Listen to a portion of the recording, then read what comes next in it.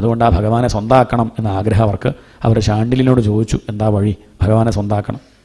ശാണ്ഡില്യം പറഞ്ഞു, നല്ല ആഗ്രഹം, അതന്നെയാണ് വേണ്ടത്. അപ്പോഴേ ഈ ജന്മം സഫലാവുള്ളൂ. അതിനെന്താ വഴി ചോദിച്ചാൽ, അതിന് തടസ്സമായിട്ടിരിക്കുന്നത് മായ, അത് നീങ്ങണം. അതിനെന്ത് ചെയ്യുക? അതിന് മത്സരിച്ചിട്ട് കാര്യമില്ല. ആ മായയോടെന്നെ പറയുന്നത്, ഒന്ന് മാറിത്തരണേ. തടസ്സമായിട്ട് നിൽക്കണ മായയോട് കാല് പിടിക്കുക, ഒന്ന് മാറി തന്നാൽ എനിക്കെന്ത് ചെയ്യാം? ആ ഭഗവാനെ കിട്ടുമല്ലോ. അങ്ങനെ അദ്ദേഹം പറഞ്ഞു കൊടുത്തു മായാഭഗവതിയെ ആരാധിക്കാൻ. കാത്യായനി മഹാമായേ അതാണ് പ്രാർത്ഥന. മഹാമായേ, മായയാണ് തടസ്സം. ലക്ഷ്മണൻ പ്രാർത്ഥിക്കത്ര സീതയോട്, ഒന്ന് മാറി തന്നാൽ എനിക്ക് ഏട്ടനെ കാണാമായിരുന്നു. നടന്നിങ്ങനെ കാട്ടിലൂടെ പോകുമ്പോൾ ഇടയ്ക്കിടയ്ക്ക് ആര് വരും? മറവായിട്ട് ഈ സീത ഇങ്ങനെ ഇടയ്ക്കിടയ്ക്ക് വരും. സീതയോട് മത്സരിക്കാൻ പറ്റില്ല. രാമനാണെച്ചാൽ ലക്ഷ്മണനാണെങ്കിൽ രാമനെ തന്നെ കാണണം. തടസ്സമായിട്ട് നിൽക്കുമ്പോൾ എന്ത് പറയും? സീതാദേവി, അമ്മേ ഒന്ന് മാറി എനിക്ക് ഏട്ടനെ കാണാമായിരുന്നു. അപ്പോൾ മാറിക്കൊടുക്കും. അങ്ങനെ പറഞ്ഞാൽ മാത്രമേ പറ്റുള്ളൂ. ഇതുപോലെ മായ കൊണ്ടാണ് നമുക്ക് ഭഗവാനെ കാണാൻ പറ്റാത്തത്. അവിടെ ഒറ്റ വഴിയുള്ളൂ, ആ മായയോട് പറയുക, മത്സരിക്കാനൊന്നും ഞാനില്ല, നീ അങ്ങോട്ട് മാറി തന്നാൽ ഞങ്ങൾക്ക് ഭഗവാനെ കിട്ടും. കാത്യായനി മഹാമായേ മഹായോഗിനി അധീശ്വരി നന്ദഗോപസുതം ദേവി പതിമേ കുരുതേ നമ. ആ നന്ദഗോപരുടെ ഉണ്ണി ഞങ്ങൾക്ക് പതിയായിട്ട് വരണം. പതി എന്ന് പറഞ്ഞാൽ രക്ഷകൻ. രക്ഷകനാണ്, നമ്മളുടെയൊക്കെ രക്ഷകൻ ഭഗവാനാണ്. പിന്നെ ഇതിന് ഈ പ്രാർത്ഥന, ആ തിരിച്ചറിവ് ഇല്ല, അതുണ്ടാക്കി തരണം എന്ന പ്രാർത്ഥന. അവിടെ ഉള്ളതൊക്കെ ഭഗവാനാണ്. അതറിയാത്തതിൻ്റെ കാരണം മായ ഉള്ളതുകൊണ്ടാണ്. നമ്മൾ രക്ഷിക്കുന്നത് ഭഗവാനാണ്, പക്ഷെ അത് തോന്നണില്ലെങ്കിൽ അത് മായ കൊണ്ടാണ്. ആ തിരിച്ചറിവുണ്ടാക്കി തരണേ, ഞങ്ങളുടെയൊക്കെ രക്ഷകൻ നമ്മളെയൊക്കെ നോക്കി നടത്തുന്നത് ആ ഭഗവാനാണെന്നുള്ള തിരിച്ചറിവുണ്ടാക്കി തരണേ എന്ന് പ്രാർത്ഥന. ഭഗവാനെ കിട്ടണമെങ്കിൽ ഭഗവതിയെ ആദ്യം വശത്താക്കണമെന്നാണ്. ഭഗവതി ആരാ? പത്മനാഭ സഹോദരി, ഭഗവാന്റെ സഹോദരിയല്ലേ. നമുക്കൊരാളെ ഇഷ്ടമുണ്ടെങ്കിൽ ആ ഇഷ്ടം അയാളോട് പറഞ്ഞതിൻ്റെ മുമ്പ് എന്ത് ചെയ്യുക? അയാളുടെ ബന്ധുക്കളെയൊക്കെ വശത്താക്കുക. എന്നാൽ എളുപ്പമുണ്ട്. അയാളുടെ അനിയത്തി ആദ്യം വളച്ചാൽ മതി. തൻ്റെ ആളാക്കിയ പിന്നെ കുഴപ്പമില്ല. അതുകൊണ്ട് ആ അനിയത്തി ആദ്യം എന്താക്കുകയാണ്? തൻ്റെ ആളാക്കി മാറ്റുകയാണ് ഇവർ. അങ്ങനെ അദ്ദേഹത്തിൻ്റെ ആ ചാണ്ഡില്യം പറഞ്ഞത് കേട്ട് കാത്യായനി വ്രതം, ഒരു മാസക്കാലം നീണ്ടു നിൽക്കുന്ന വ്രതം അനുഷ്ഠിച്ചു. അവരങ്ങനെ ആ കാളിന്തിക്ക് ചെല്ലും, വസ്ത്രം അഴിച്ചു വെച്ച് നീന്തിപ്പോയി അക്കരെത്തി അവിടെ മണൽ കൊണ്ട് ദേവിയുടെ വിഗ്രഹം ഉണ്ടായി അവർ പ്രാർത്ഥിക്കുകയാണ്. വളരെ നേരത്തെ പോകും, ഒരു 3-3:15 ആകുമ്പോഴേക്കും പുറപ്പെട്ടു പോയി കുളിച്ച് പ്രാർത്ഥിക്കുകയാണ്. അങ്ങനെ ഒരു മാസം കഴിഞ്ഞു. ആ വ്രതത്തിൻ്റെ അവസാന ദിവസം ഭഗവതി പ്രത്യക്ഷപ്പെടുക വേണ്ടത്. പക്ഷേ പ്രത്യക്ഷപ്പെട്ടതാരാ? ഭഗവാനാ. കൃഷ്ണൻ പ്രത്യക്ഷപ്പെട്ടു അവിടെ. അവർ ജപിച്ചുകൊണ്ടിരിക്കുന്ന സമയത്ത് പെട്ടെന്ന് ഓടക്കുഴലിൻ്റെ ശബ്ദം മനസ്സിലായി, ആളെത്തിയിട്ടുണ്ട്. അവർ വേഗം നീന്തി ഓടി വന്ന് ഇവിടെ വന്ന് വസ്ത്രം എടുക്കാൻ പുറപ്പെടുമ്പോൾ വസ്ത്രമൊന്നും അവിടെ കാണുന്നില്ല. വേഗം വെള്ളത്തിലിറങ്ങി അവിടെ നിന്ന് മുകളിലേക്ക് നോക്കി, ആ വസ്ത്രമൊക്കെ ഇവിടെ കാണുന്നുണ്ട്. അവരുടെ വസ്ത്രമൊക്കെ മണ്ഡപം പോലെ ഒരുക്കിയിട്ടുണ്ട് മരത്തിൻ്റെ മുകളിൽ. അവിടെ വെച്ച് കൃഷ്ണനെ കണ്ട് അവർ പറയുകയാണ്, ശ്യാമസുന്ദര തേദാസ്യ കരവാമതവോദിതം. അല്ലയോ ശ്യാമസുന്ദര, നിൻ്റെ ദാസിമാരല്ലേ ഞങ്ങൾ, ഇതുവരെയുള്ള കളി പോലെയല്ല കേട്ടോ. സ്ത്രീകളുടെ വസ്ത്രമൊക്കെ എടുത്ത് കൊണ്ടുപോകുക പറഞ്ഞാൽ അത്ര നല്ല കാര്യമൊന്നുമല്ല. നീ ധർമ്മം അറിയുന്നവനല്ലേ? ധർമ്മജ്ഞ അതാണ് ചോദ്യം. ധർമ്മജ്ഞ അങ്ങനെ വിളിച്ചത്. ധർമ്മം അറിയുന്നവനല്ലേ എന്ന് വിളിച്ചപ്പോൾ ഭഗവാന് തോന്നി, എന്നാൽ പിന്നെ ധർമ്മം ഉപദേശിക്കണം. ഇവരുടെ നാട്യം, ഇവർ വലിയ ധർമ്മിഷ്ഠകൾ, താനെന്തോ അധർമ്മം ചെയ്തു എന്നുള്ള മട്ടിലാണ് ഇവരിപ്പം ഇങ്ങനെ ചെയ്യുന്നത്. ഭഗവാൻ അത് എടുത്തു വയ്ക്കാനുള്ള പ്രധാന കാരണം ഇവർ ശുദ്ധായില്ല അതാണ്. ഇനി കുളി കഴിഞ്ഞ് വന്നാൽ ഇവർ ഈ മുണ്ടന്നെല്ലാം എടുത്ത് കൊടുക്കുക, ഇങ്ങനെയാണ് കുളിക്കുക, ആ മുണ്ട് മുക്കണം, അതാണ് ശുദ്ധം. അത് കേരളത്തിൽ വന്നാൽ മനസ്സിലാവും, അത് വ്യത്യാസമാണ്. അങ്ങനെയായാലും ശുദ്ധാവുള്ളൂ, അതും കൂടി മുക്കണ്ടേ, അല്ലാതെ ഇങ്ങനെ കുളിക്കുകയാണോ? എന്ന് മാത്രമല്ല, വസ്ത്രമില്ലാണ്ട് വെള്ളത്തിൽ കുളിക്കണത് ശരിയാണോ? ശരിയല്ല. വേദം പറയും, ന വിവസനസ്നായേത്, ജലത്തെ നമ്മൾ ബഹുമാനിക്കണം, ഒരാദരവ് വേണം എന്ത് ചെയ്യുമ്പോഴും. ജലാശയത്തിൽ കാർക്കിച്ച് തുപ്പുക, മലമൂത്ര വിസർജനം ചെയ്യുക, അതുപോലെ വസ്ത്രമില്ലാണ്ട് കുളിക്കുക, ഇതൊക്കെ ചെയ്താൽ അത് വരുണദേവനെ നിന്ദിക്കല. പ്രത്യേകിച്ച് വ്രതം അനുഷ്ഠിക്കുന്നവരാണെങ്കിൽ ആ വ്രതത്തിന് ഭംഗം വരും, അത് ഫലിക്കില്ല. എന്താ ഉദ്ദേശിച്ചാൽ അത് ഫലിക്കില്ല. ഇവരിപ്പോൾ ആ ഉദ്ദേശം ഫലിക്കണം എന്നുള്ള മട്ടിലാണ് ചെയ്യണത്, പക്ഷേ ചെയ്യണ രീതിയോ ശരിയല്ലല്ലോ. അതുകൊണ്ട് ധർമ്മം പഠിപ്പിക്കണം എന്ന് കരുതി ഭഗവാൻ എന്ത് പറഞ്ഞു? അല്ലയോ ഗോപസ്ത്രീകളെ, യൂയം വിവസ്ത്ര യതബോ ധൃതവ്രത. ആ ശ്ലോകമൊക്കെ പ്രത്യേകം ശ്രദ്ധിച്ച് അടിവരടണം ശരിക്കും. കാരണം ഇതൊക്കെയാണ് ഭഗവാനെ പറ്റി കാര്യമായിട്ട് പറയുന്ന ചീത്തപ്പേര്. ഇതൊക്കെയാണ് ഭഗവാനെ പറ്റി കുറ്റം പറയാം. ഗോപസ്ത്രീകളുടെ ചേല കൊണ്ടുപോയി ഗോപസ്ത്രീകളുടെ തുകിലം വാരിക്കൊണ്ടരയാലിൻ കൊമ്പത്തിരുന്നോരു ശീലക്കേടല്ല, ശീലം പഠിപ്പിക്കേണ്ടായത്, ഇങ്ങനെയാണ് കുളിക്കേണ്ടത് എന്ന് പറഞ്ഞു കൊടുക്കേണ്ടായത്. യൂയം വിവസ്ത്ര, നിങ്ങൾ വിവസ്ത്രകളാണ്. യതപോ ധൃതവ്രത, വ്രതം അനുഷ്ഠിക്കുന്നവരാണെങ്കിൽ പോലും നിങ്ങൾക്കെന്തായി? നിങ്ങളിപ്പം ദേവഹേളനം, ദേവനെ അവഹേളിച്ചു. ഏത് ദേവനെ? വരുണദേവനെ അവഹേളിച്ചു, ജലദേവതയെ അവഹേളിച്ചു. വിവസ്ത്രാപ്ലവനം വ്രതച്യുതി, വിവസ്ത്രകളായിട്ട് കുളിച്ചപ്പം വ്രതച്യുതി വന്നു എന്നാണ്. അപ്പോൾ അവർ പറഞ്ഞു, അയ്യോ അങ്ങനെ പറയരുതേ, ഞങ്ങളുടെ വ്രതത്തിന് ച്യുതി വന്നാൽ ബുദ്ധിമുട്ടാണ്, ഞങ്ങൾക്ക് ഭഗവാനെ അങ്ങനെ തന്നെ പതിയായിട്ട് കിട്ടണം. നല്ല കാര്യം, അതിനുവേണ്ടി ഭഗവതി ഉപാസിച്ചു, നല്ല കാര്യം. പക്ഷേ ഭഗവതിയെ സേവിക്കുന്ന സമയത്ത് വേറൊരു ഭഗവാനെ നിന്ദിച്ചും കൊണ്ടാവരുത്, അത് ശരിയാണോ? പറ്റിപ്പോയി, എന്താ വഴി? ഇനിയിപ്പം പ്രായശ്ചിത്തം വരുണദേവനെ നമസ്കരിക്കുക. കരയിലേക്ക് കയറി വന്നിട്ടേ വരുണദേവനെ നമസ്കരിക്കുക. വസ്ത്രം തരൂ, നിങ്ങളുടെ വസ്ത്രം എനിക്ക് നിശ്ചയില്ല, അപ്പോൾ ഇതിപ്പോൾ ആരുടെയാണെന്ന് എനിക്കറിയില്ല, നിങ്ങൾക്ക് തന്നെയല്ലേ അറിയാം, നിങ്ങൾ തന്നെ വന്നെടുത്തോളൂ. അവർക്ക് ആദ്യം ലജ്ജ തോന്നിയെങ്കിലും അവർക്കൊരു തിരിച്ചറിവുണ്ടായി. ആ തിരിച്ചറിവ് എന്താണെന്ന് പറയാം. അവർ കരയ്ക്ക് കയറി ഒരു മടിയുണ്ടായില്ല. അവർ വരുണദേവനെ നമസ്കരിക്കുന്നതിന് പകരം, കാളിന്തിക്ക് നോക്കി നമസ്കരിക്കുന്നതിന് പകരം അവർ ഭഗവാനെ നോക്കി അങ്ങോട്ട് നമസ്കരിച്ചു. അവർക്ക് മനസ്സിലായി ഇവിടെ എല്ലാ ദേവതകളായിട്ട് നിൽക്കുന്നതും ഈ കൃഷ്ണൻ തന്നെയാണ്. എന്താണ്?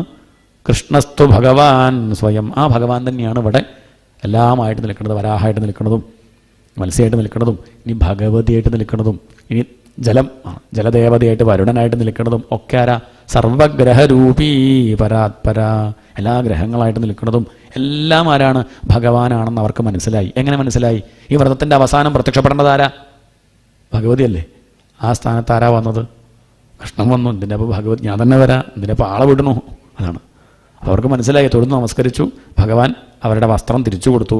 ഭഗവാൻ തൊട്ടതോടുകൂടി എന്തായി മാറി? അത് പ്രസാദമായി. ഇപ്പം നമ്മുടെ ദേഹം അത് നമ്മുടെ ദേഹം അത്രയേ ഉള്ളൂ. പക്ഷെ ഭഗവാൻ തരുമ്പോൾ എന്തായി? അത് നേരെയായി. ഭഗവാന് സമർപ്പിച്ചാൽ അത് ശുദ്ധമായി.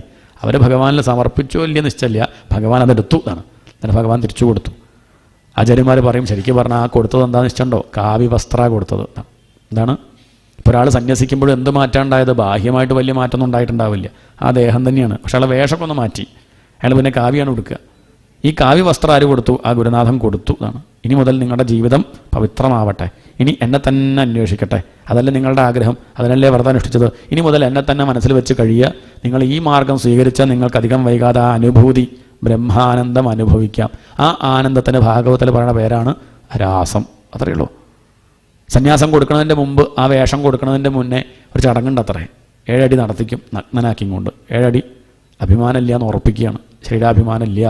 എന്നിട്ടാണ് ആ വസ്ത്രം കൊടുക്കുക. ഇപ്പം എന്താ ഈ വസ്ത്രം എന്ന് പറഞ്ഞാൽ ആധ്യാത്മിക ശാസ്ത്രത്തിലൊക്കെ വസ്ത്രത്തെ പറയണത് ദേഹമായിട്ടാണ് പറയുക. ആത്മാവിൻ്റെ മുകളിൽ ചാർത്തിയ വസ്ത്രമാണ് ഈ ദേഹം. ഇതിനോടുള്ള അഭിമാനം കൊണ്ടാണ് ഭഗവാനെ കിട്ടാൻ നമുക്ക് സാധിക്കാത്തത്. തടസ്സമായിട്ട് നിൽക്കുന്ന ദേഹാഭിമാനം അതില്ലാണ്ടിയാക്കണം. അതാണ് ആദ്യം. അതില്ലാണ്ടിയാക്കി. പിന്നെയും പല അഭിമാനം ഉണ്ടാവും. പണത്തിനോട്, പദവിയോട്, ജാതിയോട്, പ്രശസ്തിയോട്, അതിനോടൊക്കെ താല്പര്യം ഉണ്ടെങ്കിലും കിട്ടില്ല. അതാണ് പിന്നെ ഓരോരോ ലീലയിലൂടെ ഇല്ലാണ്ടിയാക്കുന്നത്. അക്കാലത്ത് ബ്രാഹ്മണർക്ക് ജാത്യഭിമാനം ഉണ്ടായിരുന്നു, അതില്ലാണ്ടിയാക്കി കൊടുത്തു. വിപ്രപത്നി അനുഗ്രഹം ആണ് പിന്നെ വർണ്ണിച്ചത്. അത് കഴിഞ്ഞ് പിന്നെ വർണ്ണിക്കുന്നത് ഇന്ദ്രൻ്റെ ഗർവ്വ ശമിപ്പിക്കുകയാണ്. ഇന്ദ്രൻ എന്താണുള്ളത്? പദവിയോടുള്ള അഭിമാനം. താൻ വലിയ കേമനാണ്, ഇന്ദ്രനാണ്. കൃഷ്ണനാണെങ്കിലും ഈശ്വരൻ തന്നെയാണെങ്കിലും മനുഷ്യനായിട്ട് വന്ന തൻ്റെ താഴെയാണ്. ഈ ഒരു ഭാവം ആർക്കുണ്ട്? ഇന്ദ്രനുണ്ട്. അതാണ് വർണ്ണിക്കുന്നത്. ഒരു ദിവസം ഭഗവാൻ രാവിലെ എണീറ്റ് നോക്കുന്ന സമയത്ത് കേമായിട്ടുള്ള എന്തോ ഏർപ്പാടാ. അപ്പുണ്ടാക്കുന്നുണ്ട്, അടണ്ടാക്കുന്നുണ്ട്, എന്തോ വലിയ പൂജ ഉണ്ട്. ഒരുക്കങ്ങൾ കണ്ടപ്പോൾ ചോദിച്ചു, അച്ഛാ എന്തിനുള്ള പരിപാടിയാണ്? അപ്പം അച്ഛൻ പറഞ്ഞു, എല്ലാ കൊല്ലം പതിവുണ്ട്, നീ ഇപ്പോഴാവും ശ്രദ്ധിക്കാൻ തുടങ്ങിയത്, ഇത് ഇന്ദ്രപൂജ. എന്തിനാ ചോദിച്ചാൽ നമ്മൾ യാഗം ചെയ്യുമ്പോഴാണ് ഇന്ദ്രൻ സന്തോഷിക്കുക. ഇന്ദ്രൻ സന്തോഷിച്ചിട്ടാണ് മഴ പെയ്യിക്കുന്നത്. അങ്ങനെ മഴ പെയ്യിക്കുമ്പോഴാണ് ഇവിടെ പുല്ലൊക്കെ ഉണ്ടാവുന്നത്. ഈ പുല്ല് കഴിച്ചിട്ടാണ് പശുക്കൾ കഴിയുന്നത്. അവരുടെ പാല് കിട്ടിയിട്ടാണ് നമ്മൾ കഴിയുന്നത്. അതുകൊണ്ട് നമ്മൾ ഇന്ദ്രനെ പൂജിച്ചാൽ ഇന്ദ്രൻ നമ്മളെ സന്തോഷിപ്പിക്കും. ഭഗവാൻ പറഞ്ഞു, അങ്ങനെയല്ല അച്ഛാ, എനിക്ക് തോന്നുന്നില്ല അങ്ങനെ. നമ്മൾ പശു ഉള്ളതുകൊണ്ടാണ് ജീവിക്കുന്നത്, ശരി തന്നെ. അങ്ങനെയാണ് നമ്മൾ പശുക്കളെ പൂജിക്കേണ്ടത്. നമ്മുടെ ഈശ്വരനാരാ? പശു. അതുകൊണ്ട് ഗോപൂജ അതാ വേണ്ടത്. എന്ന് മാത്രമല്ല, ഇവിടെ മഴ പെയ്യുന്നത് ഗോവർദ്ധനത്തിൻ്റെ അനുഗ്രഹം കൊണ്ടാണ്. നമ്മുടെ പരദേവത ഗോവർദ്ധന. അതാണ് മേഘങ്ങളെ തടഞ്ഞു വെച്ചിട്ട് അവിടെ മഴ പെയ്യിക്കുന്നത്. അതുകൊണ്ട് ആ പ്രകൃതി പൂജ അതാണ് പറയുന്നത്. ഇവിടെയുള്ള പശുക്കളെ സംരക്ഷിക്കണം, പർവ്വതത്തെ സംരക്ഷിക്കണം. അതാ ഭഗവാൻ പറഞ്ഞു. നേരത്തെ ജലത്തെ സംരക്ഷിക്കണം എന്ന് പറഞ്ഞു, ഇപ്പം പർവ്വതത്തെ സംരക്ഷിക്കണം. അതുകൊണ്ട് എൻ്റെ അഭിപ്രായത്തിൽ അച്ഛാ ഗോപൂജ ആണ്. ഭഗവാനെ പൂജിക്കുക പറഞ്ഞാൽ ഗോവർദ്ധനത്തെ പൂജിക്കുക, പശുക്കളെ പൂജിക്കുക, അതാ വേണ്ടത്. അവരുടെ കാരുണ്യം കൊണ്ടാണ് നമ്മൾ കഴിഞ്ഞു കൂട്ടുന്നത്. ശരിക്കും പറഞ്ഞാൽ നമ്മൾ കർമ്മം ചെയ്താൽ അതിൻ്റെ ഫലം ഭഗവാൻ തരും. അതേ ഭഗവാന്റെ പണിയുള്ളൂ. ആ കർമ്മഫലദാതാവാണ് ഭഗവാൻ. അതുകൊണ്ട് ശരിക്കും പറഞ്ഞാൽ പൂജിക്കേണ്ടത് കർമ്മത്തെയാണ്. തസ്മാത് സംഭൂജയത് കർമ്മ. ചെയ്യണ കർമ്മം വൃത്തിയിലാണെങ്കിൽ ഭഗവാൻ സന്തോഷിക്കും. ഇത്രയും കേട്ടപ്പം ആ പറഞ്ഞത് ശരിയാണല്ലോ എന്ന് ആർക്കും തോന്നി. നന്ദഗോപർക്കും തോന്നി. 7 വയസ്സ് പ്രായമുള്ള ഉണ്ണിക്ക് എന്നാലും പറഞ്ഞത് കാര്യമാണ്. ഗോപന്മാരും പറഞ്ഞു, കുഴപ്പമൊന്നുമില്ല, ആ ഉണ്ണി പറഞ്ഞത് സത്യമാണ്. ശരി, പക്ഷേ ഇതുവരെ ചെയ്യാത്തൊരു കാര്യം ചെയ്യാൻ പറയുമ്പോൾ എങ്ങനെ നിശ്ചയില്ല. ഇതുവരെ നടന്നു പോണ കാര്യം പെട്ടെന്ന് ഇല്ലാണ്ടിയാക്കുമ്പോൾ അതിനും വിഷമം. എങ്ങനെ ചെയ്യും? പറയാം എന്ന് പറഞ്ഞ കൃഷ്ണൻ തന്നെയാണ് കാര്യങ്ങളൊക്കെ പറഞ്ഞു കൊടുക്കുന്നത്. ഗോവർദ്ധനത്തിന് പ്രദക്ഷിണം വയ്ക്കുക, ഗോപൂജ, ഗോക്കളെ അലങ്കരിക്കുക, പൂജിക്കുക, ധാരാളം പുല്ലും വെള്ളം കൊടുക്കുക. ഇങ്ങനെ കൊണ്ടുവച്ചു. അങ്ങനെ ഭംഗിയായിട്ട് ആ ഗോപൂജ, ഗോവർദ്ധന പൂജ ഭംഗിയിൽ കഴിഞ്ഞു. അന്യേഭ്യശ്ചാശ്വചാണ്ടാള പതിതേഭ്യോ യഥാർഹത. ഈ ഗോവർദ്ധനത്തിൽ നമ്മൾ കാണാത്ത പലരും ഉണ്ട്. ഗുഹകളിലൊക്കെ എത്രയോ ഗോത്രവർഗ്ഗക്കാരുണ്ട് എന്നാണ്. അവരൊക്കെ മുഖ്യധാരയിലേക്ക് കൊണ്ടുവരണം. ഇതാണ് ഗോവർദ്ധന പൂജ. ആണ് അന്യേഭ്യശ്ച അശ്വചാണ്ടാള പതിതേഭ്യ യഥാർഹത. അവരൊക്കെ കൊണ്ടുവന്ന് അവർക്കൊക്കെ ഭക്ഷണം കൊടുക്കുക, ഒപ്പരുത്തി. ഇതാണ്. അവരൊന്നും മാറ്റി നിർത്തുകയല്ല വേണ്ടത്, അവരെ അപമാനിക്കല്ല. അപ്പം ഈ അടുത്ത് കണ്ടില്ലേ, ഒരാൾ പണ്ട് അപമാനിച്ച ആളെ കൊണ്ടിരുത്തി കേമായിട്ട് പൂജിച്ചു. അതാണ് മാതൃക. ഇങ്ങനെയാണ് വേണ്ടത്. അപമാനിക്കല്ല, ഒപ്പം കൂട്ടുകയാണ് വേണ്ടത്. അങ്ങനെയുള്ള ആളുകളെയൊക്കെ കൊണ്ടുവന്ന് പൂജിച്ചു. സ്വലങ്കൃതാ ഭുക്തവന്തഃ സ്വനുലിപ്താഃ സുവാസസഃ പ്രദക്ഷിണം ച കുരുത ഗോവിപ്രാണലപർവ്വതാൻ. അങ്ങനെ ബ്രാഹ്മണരുടെ അനുഗ്രഹം വാങ്ങി ഗോവർദ്ധനത്തിന് പ്രദക്ഷിണം വെച്ചു. ആ ഭഗവാൻ തന്നെ ഞാനാണ് ഗോവർദ്ധന ദേവത എന്ന് പറഞ്ഞ് വന്ന് ആ അപ്പോടൊക്കെ എടുത്ത് കഴിച്ചു. എല്ലാവർക്കും വലിയ വിശ്വാസമായി. അവരൊക്കെ പറയും ചെയ്തു, ഇന്ദ്രന് കൊടുത്താൽ പിന്നെ ഇന്ദ്രൻ വരാറൊന്നുമില്ല, പിന്നെ അവസാനം നമ്മൾ തന്നെ കഴിക്കുക പതിവ്. ഇതിപ്പോൾ കുറച്ച് പേർക്ക് വിഷമായി, കഴിക്കാൻ കിട്ടിയില്ല. ഓക്കെ, മറ്റേത് സ്വാഹ സ്വാഹ പറഞ്ഞ് അവനെ തന്നെ എടുക്കുകയാണല്ലോ ചെയ്യുക. ഇതിപ്പം കൃഷ്ണൻ തന്നെ കഴിച്ചു. ഏതായാലും ഗോവർദ്ധന പൂജ, ഗോപൂജ ഒക്കെ ഭംഗിയിൽ കഴിഞ്ഞു. ഇന്ദ്രയാഗം മുടങ്ങി. ഇന്ദ്രൻ തൻ്റെ ഡയറി നോക്കുന്ന സമയത്ത് ഇക്കൊല്ലത്തെ പൂജ കിട്ടിയില്ല. പോരെ, അദ്ദേഹം ദേഷ്യം കൊണ്ട് വർദ്ധിച്ചു. വാചാലം ബാലിശം സ്തബ്ധം മജ്ഞം പണ്ഡിതമാനിനം. ആ 7 വയസ്സുള്ള ഉണ്ണിയുടെ വാക്ക് കേട്ടിട്ട് നന്ദഗോപര്, അയാൾക്ക് നല്ല പ്രായമില്ലേ, ഈ ചെറിയ 7 വയസ്സ് ഉണ്ണി പറഞ്ഞത് കേട്ടിട്ട് തനിക്ക് അപ്രിയം ചെയ്തല്ലോ. കൃഷ്ണനാണ് ശരി തന്നെ, വിഷ്ണു ഭഗവാനൊക്കെ ആയിരിക്കും, അതൊക്കെ മനുഷ്യനായ തൻ്റെ താഴെയാണ്. എന്താണ് ആണ് പദവിയോടുള്ള അഭിമാനം. അത് മനുഷ്യനായിട്ട് വന്ന തൻ്റെ താഴെ തന്നെ. ഒന്നാലോചിച്ച് നോക്കൂ, ഈ ഇന്ദ്രൻ തൊഴുത് നമസ്കരിച്ച് സ്തുതിച്ചിട്ടാണ് ആ പാലായുള്ള ഭഗവാൻ കൃപ തോന്നിയിട്ട് മനുഷ്യനായിട്ട് അവതരിച്ചത്. ഇപ്പം ദാ ഗർവ് ഇന്ദ്രന്. അല്ലെങ്കിൽ കുറച്ച് കാലമായിട്ട് ആ ഇടയന്മാർക്ക് അഹങ്കാരം കുറച്ച് കൂടിയിട്ടുണ്ട്. പാലും തൈരും വെണ്ണയും വിറ്റ് 4 കാശ് കൈ കിട്ടിയതിൻ്റെ അഹങ്കാരം കാണിച്ചു കൊടുക്കാം എന്ന് പറഞ്ഞ ഗംഭീരമായിട്ടുള്ള മഴ, പെരും മഴ. ഗോപന്മാരൊക്കെ പേടിച്ചു, ഗോപക്കുട്ടികളൊക്കെ കരഞ്ഞു. കൃഷ്ണ കുടുങ്ങിയല്ലോ, ഇനിയിപ്പോൾ എന്ത് ചെയ്യും? ഇന്ദ്രൻ്റെ കോപമാണ് തോന്നുന്നത്. ഭഗവാൻ പറഞ്ഞു മിണ്ടാണ്ടിരിക്കണോ, ഇന്ദ്രകോപം എന്ത് കേട്ടാലും അങ്ങനെ പറയല്ല. നമുക്ക് പരദേവതയെ ആശ്രയിക്കാലോ എന്ന് പറഞ്ഞ് ഓടി വന്നു ഗോവർദ്ധന ആ ദേവത ഉണ്ടല്ലോ, അല്ലയോ ഗോവർദ്ധനമേ നീ ഞങ്ങളെ രക്ഷിക്കണേ എന്ന് പറഞ്ഞ് ഭഗവാൻ എന്ത് ചെയ്തു? ആ കയ്യ് ആ ഗോവർദ്ധനത്തിൻ്റെ താഴെ അങ്ങോട്ട് വെച്ച് ഒരൊറ്റ പൊന്തിക്കലാണ്. ഇടത്തെ കൈ കൊണ്ട് ചെറുവിരലിൻ്റെ മുകളിൽ അങ്ങോട്ട് വെച്ചു, കാല് പണച്ച് വെച്ച് കൈ അങ്ങോട്ട് ഉയർത്തി. വിഷമിക്കാണ്ടിരിക്കണമെങ്കിൽ ഈ ഗോവർദ്ധനം കാക്കും, ഇങ്ങോട്ടിരുന്നോളൂ എന്ന് പറഞ്ഞു. ആർക്കൊരു സംശയം ഉണ്ടായില്ല. ആ പർവ്വതത്തിൻ്റെ ചുവട്ടിലേക്ക് എല്ലാവരും അങ്ങോട്ട് കയറി നിന്നു. നമ്മളാണെങ്കിൽ സംശയിക്കും, എങ്ങാനും വീഴുമോ? 7 വയസ്സ് ഉണ്ണിയാണ്, ഇതെങ്ങാനും കയ്യിൽ നിന്ന് പോയാൽ നമ്മുടെ തലയാണ് പോവുക. അയാൾക്കത് പറയാം. അല്ല, അവർക്കൊന്നും ഒരു സംശയവുമില്ല. കാരണം ഇതുവരെയുള്ള ലീലകളിലൂടെ ഭഗവാൻ ആ വിശ്വാസം ഉണ്ടാക്കിയെടുത്തിട്ടുണ്ട്. അതാണ് ഇതുവരെയും പറഞ്ഞതൊക്കെ ഭഗവാൻ പാലിച്ചിട്ടുണ്ട്, ഒക്കെ നേരെയാക്കിയിട്ടുണ്ട്. ആശ്രയിച്ചാൽ ഒരു വിഷമവും ഉണ്ടാവില്ല എന്ന് ഉറപ്പായി. അവരൊക്കെ ആ പർവ്വതത്തിൻ്റെ ചുവട്ടിൽ അങ്ങോട്ട് നിന്നു. പുറമെ പെരും മഴ, പക്ഷെ അവർ ഒരു തുള്ളി വെള്ളം അവരെ മേലായില്ല. ഒരാൾക്കൊരു ജലദോഷം, ഒരു മൂക്കടപ്പ് ഒന്നും ഉണ്ടായില്ല. അവരൊന്നും അറിയണില്ല. അവരങ്ങനെ ഇരുന്നു. ഗംഭീരമായിട്ടുള്ള മഴ പുറമേ. ഇന്ദ്രൻ അങ്ങനെ പെയ്യിക്കുകയാണ് 7 ദിവസം. എത്ര ദിവസം? സപ്താഹം നാചലത് പദാത്.